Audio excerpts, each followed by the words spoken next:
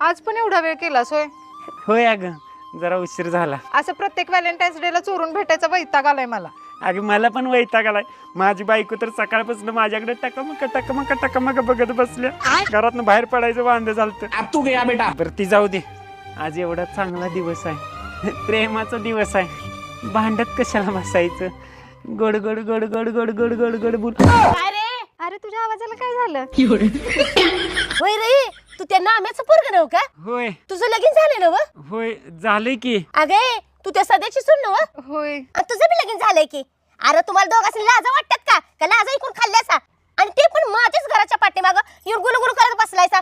पहिले इथनं चालतं व्हायचं, पटकन हालायचं. चला